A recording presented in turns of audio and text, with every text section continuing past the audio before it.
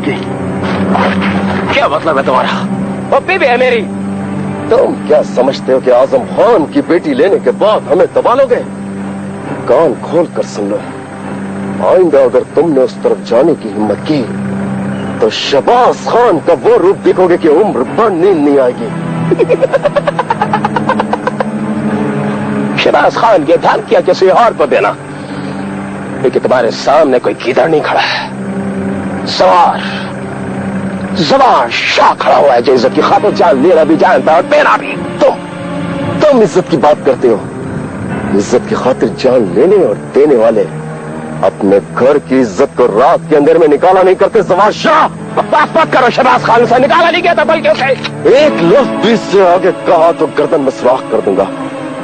मेरी बहन ने अगर मुझे कसम ना दी होती तो तुझे बताता कि इज्जत कहते किसे है। आखिरी बार कहने आया, आइंदा अगर उसकी तरफ आंख उठाकर भी देखा तो आंखें फाड़ निकाल लूंगा। चलो असला छीन लो उसे।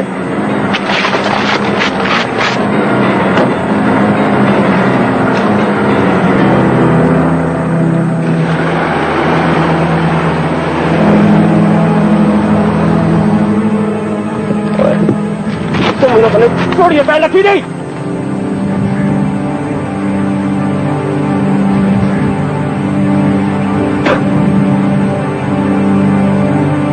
मरो लेकर के।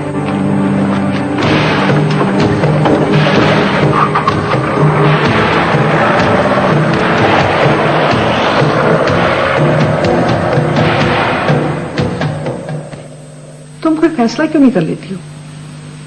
क्या तुम हमेशा उसे इतनी ढील देती रहोगी कि वो जब चाहे आए और तुम्हारी बेइज्जती करके चला जाए? उस जैसे आदमी के साथ निभा बहुत मुश्किल है। तो मैं तो अपनी जिंदगी के मकसद से निभा कर रही हूं,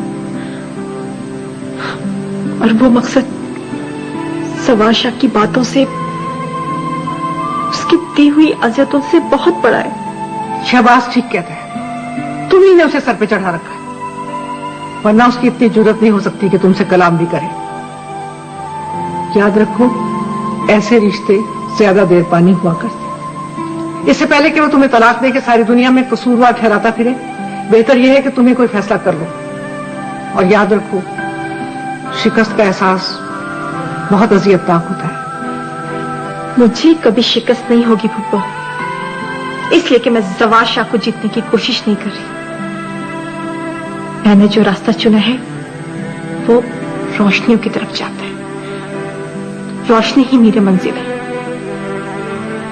अंधेरा तो रास्ते में है, और वो रास्ता जवाद शाह है। बेटा, क्यों अपने आप को अजियत दे रही? ये सब तुम्हारे बस का नहीं है।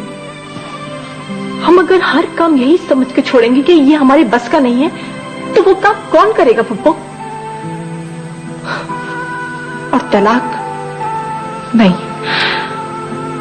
मैं तलाक लेना नहीं चाहती, इसलिए कि तलाक लेके औरत जीतती नहीं है, बल्कि सारी बाजियां हार जाती है। सारे नाकर्दा गुनाह उसके कांधों पर डाल दिए जाते हैं, सब इल्जाम उसी पर आते हैं। मैं उन इल्जामात को झूठा साबित कर देना चाहती हूं जो हमेशा औरत ही पे लगाए जाते हैं। इतना सब कुछ बर्दाश्त कर लेने के बाद ऐसा फैसला औरत के सब्र इस्तकामत के खिलाफ है फुप्पो। इतना लंबा रास्ता तय करने के बाद वापस लौट जाना बहुत अज़ियतनाक है, बहुत अज़ियत। खुदा तुम्हें हिम्मत देगा बेटी। सही, आदमी अपनों की छांव में बड़े मान से जिंदा रहता है, आजादी से घूमता फिरता है, पर जब अपने दुश्मन बन जाए तो रेड़े के पेड़ के साए से भी खौफ आता है। सही, बात को घुमा फिरा कर कहने की तुम्हारी पुरानी आदत है। साफ साफ लफ्जों में कहो कि मामला क्या है। साई, अपने पुत्र की जिंदगी की भीख मांगती हूँ मैं। क्या मतलब है? उसका रास्ता रोका जाता है, उसके सीने पे बंदूकें तानी जाती है साईं। ज़ैबुन्निसा, तुम्हारे बेटे ने अपनी मूंछों के इतने बाल नहीं पाल रखे जितने दुश्मन पाल रखे, और तुम हम पर शक करती हो। नहीं साईं, शक नहीं करती, यकीन के साथ कहती हूँ। शहबाज ने उसका रास्ता रोका, जान से मारने की धमकी दी है। हाँ, मेरी बेटी आपके घर में है, ये हमारी मजबूरी है। शहबाज इस मजबूरी का पूरा फायदा उठाता है। मगर साईं, एक बात मैं आपको बता दूं, अपनी बेटी की खातिर मैं अपने पुत्र की कुर्बानी नहीं दे सकती। शहबाज, शौकत, शहबाज,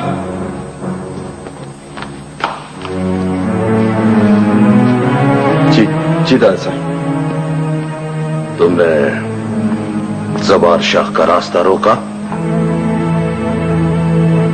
जी दादा साहब। तुमने उस पर बंदूक तानी? जी दादा साहब। मगर क्यों? दादा साहब, वो शायर सबा के पास गया था, उसे हॉस्टल में जलील करके आया, धमकियां दी थी उसे। ये कब का वाकया है? नहीं साईं, ऐसा कुछ नहीं हुआ। अगर ऐसी कोई बात होती तो जबारे मुझे जरूर बताता। तुम्हें पता था? वो अपनी करतूतों की इतला कब देता है? उनकी इतला तो जमाना देता है। और तुम दुनिया की वाहिद औरत हो जिसके पास उसके करतूतों की इतला सबसे आखिर में पहुंचती है, समझे? ये तो शहबाज की मजबूरी है कि जबार शाह इसकी बहन का खावंद है, लेकिन हम इस तरह की मजबूरियों के सामने कभी नहीं झुकते। अगर किसी दिन हम उसके रास्ते में आ गए तो वहीं उसकी जिंदगी का सफर खत्म हो जाएगा। अब जाओ, और आइंदा कभी बेटे की मां बनकर इस हवेली में कदम मत रखना, सिर्फ बेटी की मां बनकर आना। अब जाओ जाओ।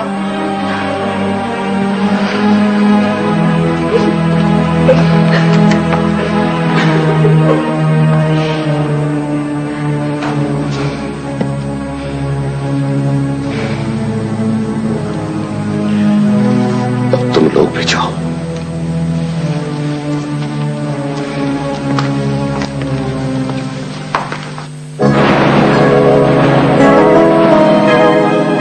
इसीलिए मैं आपको यहाँ ले आया हूँ हामिद भाई। यार मैं हैरान हूँ कि मामा पापा ने इतने बड़े मामले को इस कदर कॉन्फिडेंशियल रखा। थैंकफुल टू यू, तुमने मुझ पे एतमाद किया, मुझे इस लायक समझा। अब हामिद भाई ये बताइए कि हम किस तरह पता कर सकते हैं? एक काम हो सकता है कि जॉर्डन एम्बेसी से रब्ता करें। पापा और मामा कहते हैं कि उन्होंने मेरे माँ बाप को तलाश करने की बहुत कोशिश की थी, लेकिन वो नहीं मिले। हो सकता है कि वो ना हो, लेकिन हामिद भाई इस दुनिया में कोई तो मेरा अपना होगा, कोई तो ऐसा होगा जिसे मैं अपना कह सकूं। पागल, हमें गैर समझते हो? नहीं हामिद भाई, आप सबके प्यार को देखकर ही तो मैंने चाहा कि उन्हें भी देखूं जो मुझसे बिछड़ गए हैं। क्या वो लोग भी आप सब जितना प्यार कर सकते हैं? खुदा करे कि वो लोग मिल जाएं, लेकिन एक वादा करो। क्या? मामा और पापा को कभी छोड़कर मत जाना। हैरत है कि तुम उनकी औलाद नहीं हो, हालांकि मैंने उनकी आंखों में, उनके चेहरे पर जो मोहब्बत और तड़प देखी है वो किसी गैर के चेहरे पर नजर आ ही नहीं सकती। हामिद भाई, मैं तुमको छोड़कर जाने का तसव्वुर भी नहीं कर सकता। मैं तो सिर्फ अपनी शनाख्त चाहता हूँ, ये मालूम करना चाहता हूँ कि मैं कौन हूँ, क्या हूँ, और बस। ठीक है, मैं कोशिश करता हूँ।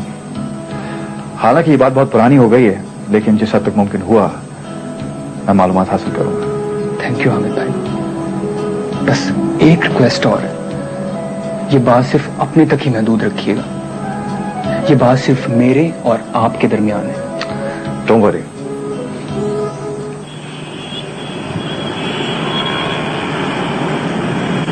तो वकील साहब, मेरी दीदी अपने माँ बाप से मिलने मैके गई थी, उसे जबरदस्ती रोक लिया गया, वरगला के शहर भेज दिया।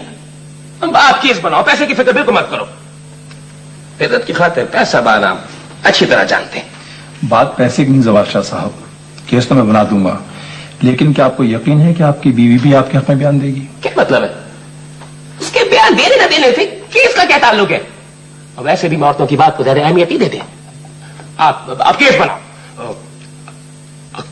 अकबर का केस बनाओ। आप मेरी बात समझ नहीं रहे। केस उसी सूरत में बन सकता है जब आपकी बीवी भी ये बयान दे कि उसे जबरदस्ती रोका गया है, वरना ये केस उल्टा आपके गले में पड़ जाएगा। मेरे गले में पड़ जाएगा। वकील साहब, अगर ऐसा मौका आया ना तो उसे उठवा कर हवेली ले जाऊंगा। गोया ये केस आप और बिगाड़ देंगे। ये कैसी बातें कर रहे हैं ये? यार इनकी बात तो सुनो। खास बात सुनो इनकी। ये लोग तो उल्टा औरत का दिमाग खराब कर देते हैं। पता नहीं कैसी वकालत करते हैं, इसलिए आकर शहर में औरतों का तरीका ही बदल जाता है, अपने को समझने लगती हैं। चलो चलो बदलिए, हम अपने मसले का खुद निकालेंगे। चलो गवारे बात सुन मेरी। नहीं सुन गवारे सुन।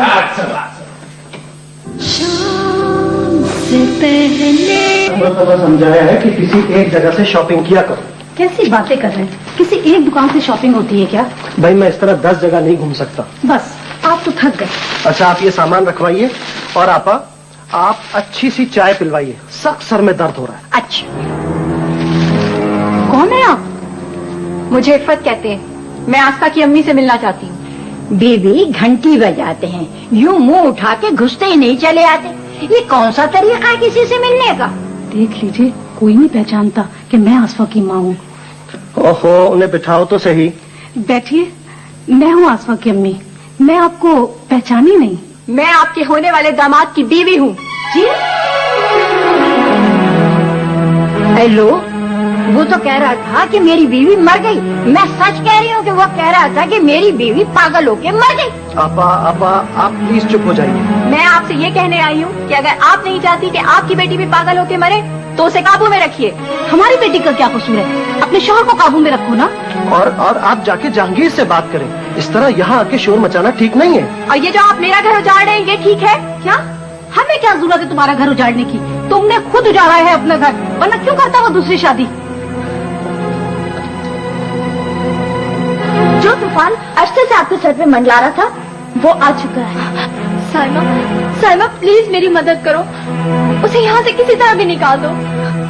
जिसे आप उसके घर से निकालने का सामान कर चुकी है, मैं उसे यहाँ से भी निकाल दूं?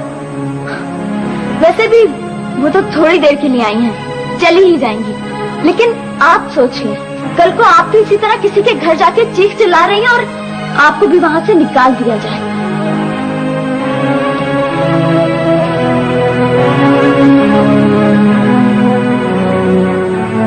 है वो शक्ल से तो ऐसा नहीं लगता, अच्छा खासा शरीफ आदमी लगता है।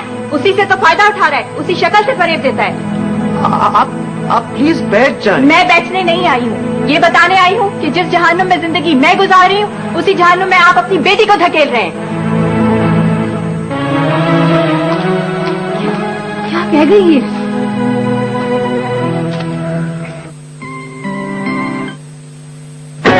अब नस्ल नदी मिल्क पैक के खालिस होने और फिर उन्हीं में भटक कर अपने मकसद को भूल जाते हैं। बर्दाश्त और इंतजार का हौसला तो मुझ में पैदा हो गया है बात, और मुझे ये भी यकीन है कि असल मकसद को मैं सारी जिंदगी नहीं भूल सकता, इसलिए कि मेरी तो जिंदगी ही मकसद है। ये भी हो सकता है हम आज के असल मकसद मंजिल नहीं, संगे मील। हाँ ठीक कह रही हो तुम, संगे मील भी तो मंजिल की तरफ रहनुमाई करता है ना, और मैं उस मंजिल की तरफ अकेला नहीं जाना चाहता सबात। फिर तो तुम्हें उस राह का मुसाफिर ढूंढना चाहिए जो दूर तक तुम्हारा साथ दे सके। ऐसा ना हो कि तुम किसी दोराहे पर अकेले खड़े रहो। यही यकीन तो मैं चाहता हूँ सबात। सॉरी अमाद, मुझे एक पेशेंट को देखना है, काफी सीरियस है। मैं शायद लौट के ना आ सकूं।